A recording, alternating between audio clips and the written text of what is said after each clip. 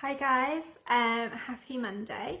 I thought I would jump on today because it is World Thinking Day today, and if you're on Instagram, I've posted something over on Instagram. I will pop it in the group after this as well, but I wanted to kind of just have a bit of a chat with you first. So I just wanted to talk a bit. A lot of people are quite anxious about today's announcement with Boris, and I just wanted to talk a little bit about thought reframing and how we can manage our thoughts in a better way. So obviously, when we think about thoughts, it's a really important thing. Actually, our thoughts cause a lot of our emotions, and I think a lot of us don't actually realise that.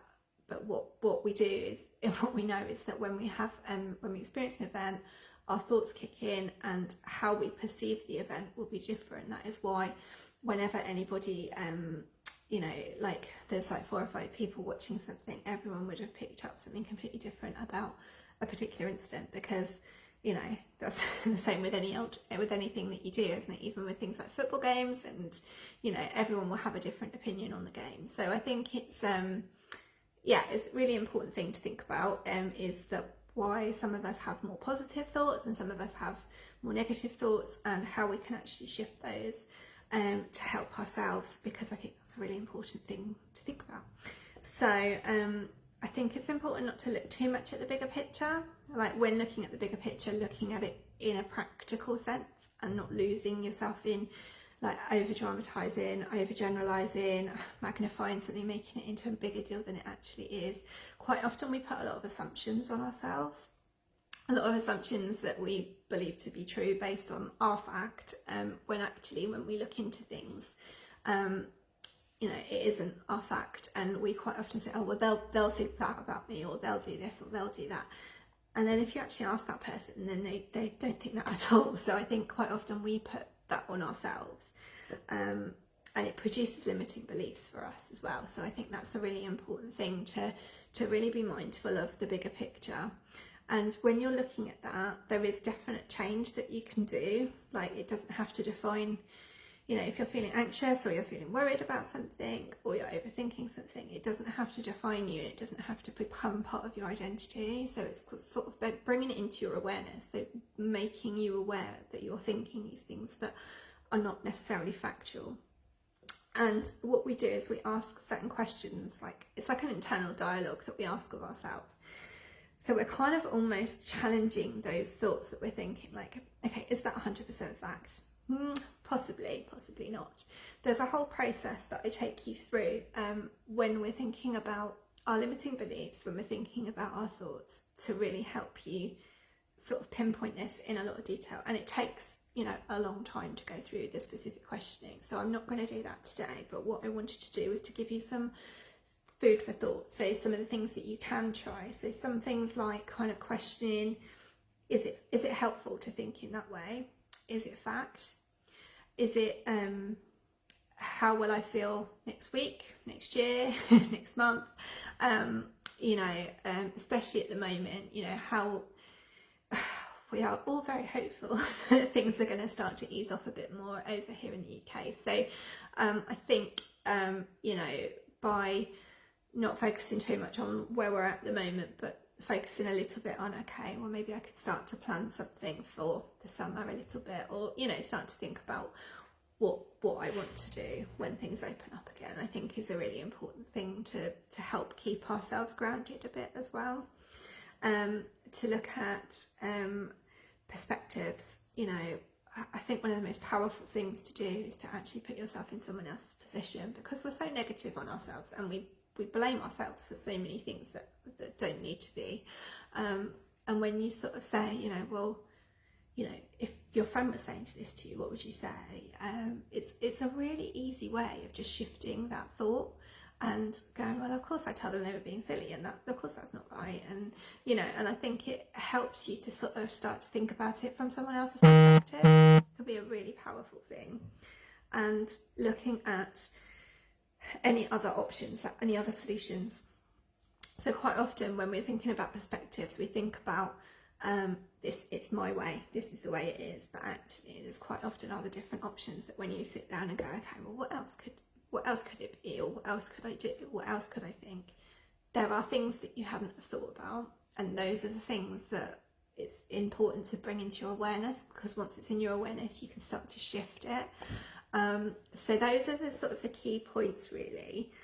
One of the things that I do a lot with people is, when we're thinking about thoughts, is looking at where the thoughts come from.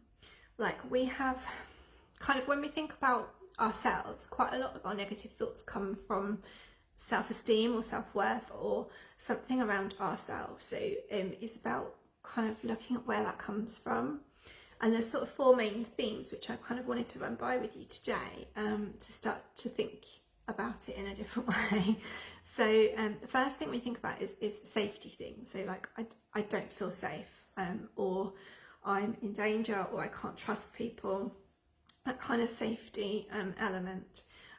So what I get people to do is to think about these kind of four key themes, and put the thought that you're thinking, but then put the opposite thought. And I'll sort of talk you through that a little bit as well. So when you're thinking about safety, you've got the kind of, I can't trust anyone, you've got I feel safe, but I don't feel safe, basically. The opposite for that is obviously, I can choose to trust someone. If that feels too difficult, or I can trust people, I am safe, if that feels too difficult, we do what we call like a bridging statement, where we think about, I'm learning to become, or I am learning to, or I can. Having a bridging statement helps us to not think. Quite often when people create positive affirmations, they are so far out of reach from what they actually think that it doesn't feel real. So it might need a bridging statement. So like, I'm learning to become is a really good one. So that the first one's safety, then the second one is around choices and control. So whether I don't feel in control, I feel weak, I can't trust myself, I can't succeed, I can't cope. All those kind of questions are all around kind of control and choice. And so again, looking at the opposites of, I have choices, I am strong, I can get what I want. Those kind of, real positive thoughts. Again, I'm becoming, or I can learn to, if it feels too far out of reach for you. The third point is about responsibility. So responsibility, taking actions. Quite often when we think about things, we feel guilty. We feel like we should have done something different. I should have done something, or it's my fault, or I should have known better. So a lot of those sort of thoughts are not helpful. Those are the thoughts we tend to ruminate on quite a lot, so they're not helpful to have those. So we can always learn from our mistakes, can't we? I'm sure everyone's been at a point where they should have done something different. We all get there, don't we? But looking at kind of how you reframe that, so thinking about, I did the best that I could at that point, and I can learn from it, I think are the important things. There's loads of quotes about learning from mistakes, and I think they're really valid, and I think it's a really important thing to think about. And then the fourth one is about self-defectiveness, and I would say this is one where quite often people hit quite a lot of these, because we generally, as a society, we don't think highly of ourselves, do we? We always feel like we're not good enough. And these are the kind of things of like, I don't deserve whatever, I'm a bad person, I am worthless, I'm not good enough, I deserve only bad things, I'm stupid, I'm insignificant, all of those, I'm ugly, all of those things. So like, again, shifting those to looking at the opposite thoughts, looking at, I'm okay as I am. I deserve to live, I deserve to be happy, I deserve to have love, I'm a good person, all of those kind of positive thoughts. We don't sit there and go, oh yeah, I deserve to be loved. We just don't think like that, do we? We automatically think in the negative. So it is about reframing those thoughts quite often and looking at how we do those things. So again, any of those that you're struggling with, it is about a bridging statement. And I am okay as I am is a really good one, because actually most of us are okay as we are in the moment, and we can always be better. So it's about striving to be better rather than feeling like we need to be. So yeah, so I think once you've got those kind of the negative and the positive thoughts, it's about finding a way to live towards the positive thoughts, because what we know is that the thoughts really do shift how we feel about things. So if we can start living towards the positive thoughts, we absolutely can start to make some differences within kind of how we approach stuff. So yeah, I really urge you to kind of, you know, once you've sort of thought about the things that are really important to you, to kind of write them down. And, you know, I talk to people about putting them up as post-its, or, you know, having them in a booklet somewhere that's a visible place for them to be able to see them, because I think it's so important.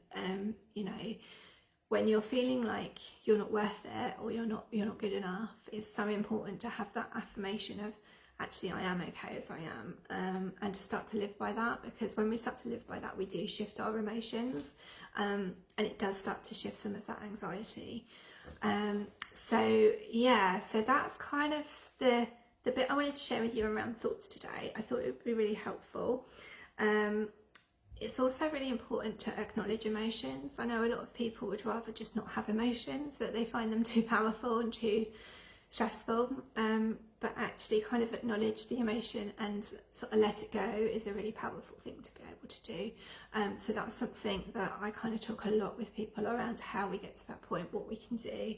The same with the thoughts. You know, some of that thought process can feel so tricky that actually it can feel really overwhelming for people to start to even think about shifting those thoughts. But that's why, you know, people like me are around, is to help you guys with that. So if you are struggling with that and you don't know how to shift your thoughts and you're feeling really overwhelmed, then do reach out, because we can book in a chat and we can start to talk about it and start to help you shift. And if there's things that you're unsure about, I'd rather that, you know, you came and said, oh, actually Claire, I could do with a bit of help around this, I don't really understand, because it is a really powerful thing that we can do to make ourselves feel better. And it sounds, you know, it sounds quite far-fetched, I think, when you're in that moment of feeling really shit and really bad, that you just want that sort of, you don't, you know, you can't just think, oh, I'm happy now, because it doesn't work like that. You know, there's a whole process to get there, but this is the starting point of starting to become aware of some of those things that are difficult for you, because once you're aware of the bits that are triggering for you, that's when it brings it into your awareness, and that's when we can start to make the changes. So I hope it's been helpful, and do get in touch if you need to talk about anything. Happy Well Thinking Day. Take care. Nice to see you. I think that's Beth. Nice to see you guys. Take care. Bye.